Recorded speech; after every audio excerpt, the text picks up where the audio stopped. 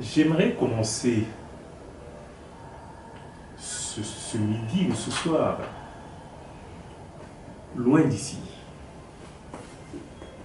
sous un autre ciel, dans le royaume Congo, en République démocratique du Congo. On raconte qu'un jeune homme fou d'amour pour la fille d'un roi alla trouver le sage du village et il lui demandera un filtre. Le vieillard qui devait lui donner cet élixir lui dit: je peux te donner ce que tu veux, mais il faut savoir une chose. Celui qui veut posséder le soleil finit toujours par n'en garder qu'un peu de cendre tiède dans le creux de la main. Le jeune homme n'écouta pas. Il aima, et il aima le soleil. Il passa sa vie à serrer ces cendres contre son cœur, persuadé d'y sentir encore la chaleur du jour.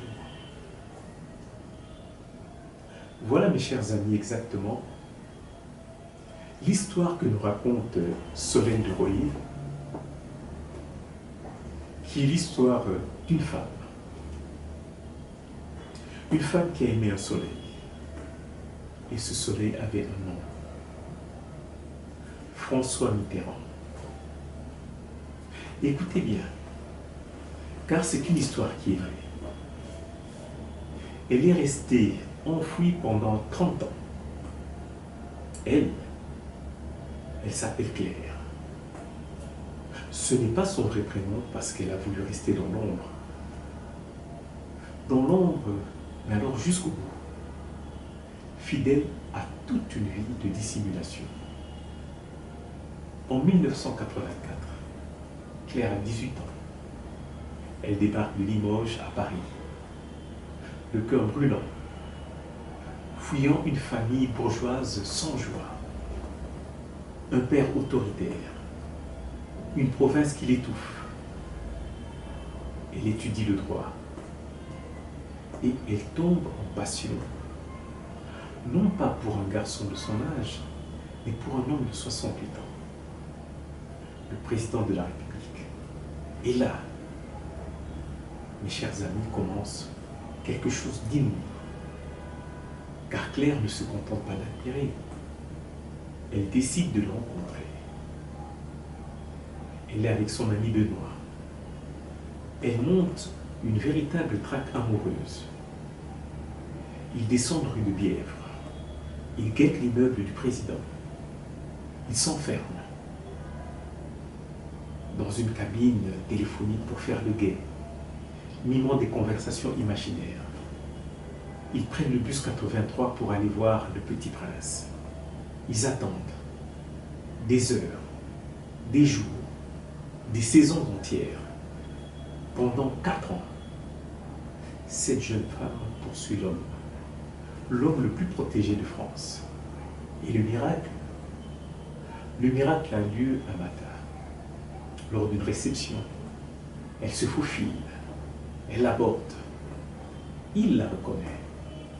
Vous êtes chic, lui lance-t-il, assez amusé, avec son rictus au bout des lèvres. Il fait tendre un stylo par son fidèle Charras pour noter son adresse. Le fauve a senti la proie, ou mieux, c'est la proie qui a capturé le fauve. On ne le saura jamais vraiment.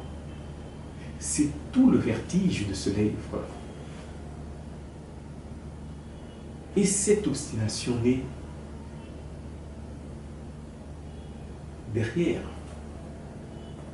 naît une liaison qui va durer 8 ans, jusqu'à la mort du président, en janvier 1996.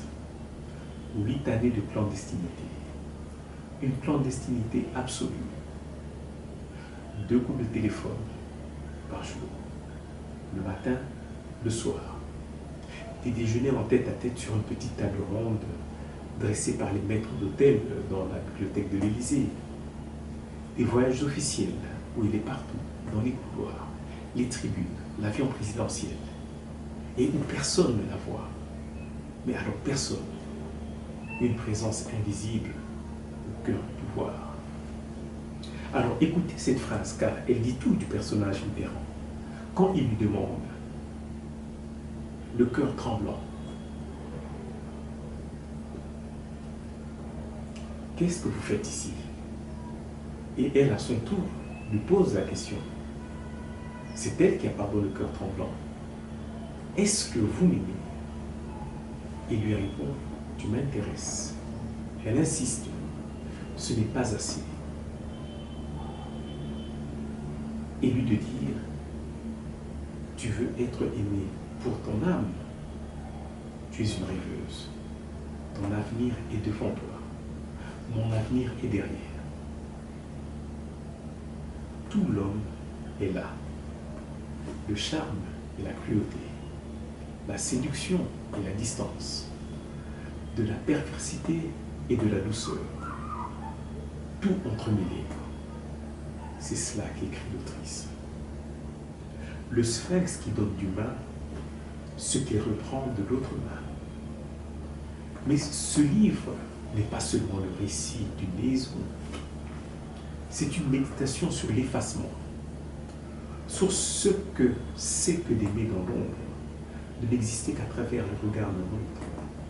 Et c'est aussi là toute son intelligence, de l'ombre portée d'Anne Pinjot, l'autre femme secrète de François Mitterrand, celle de la grande passion, celle de Mazarine, Claire.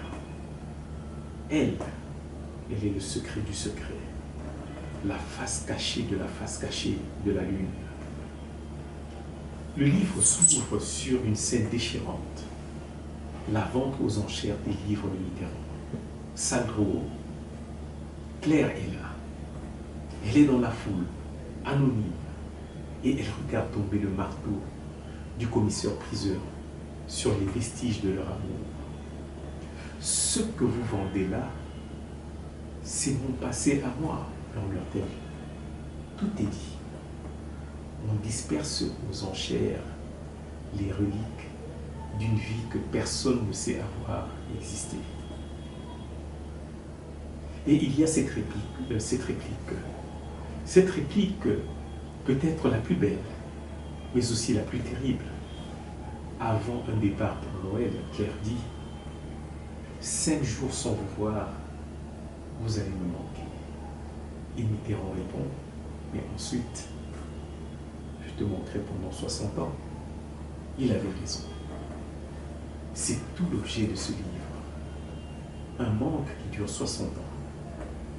Pourquoi faut-il lire Le Dernier Secret? Pourquoi?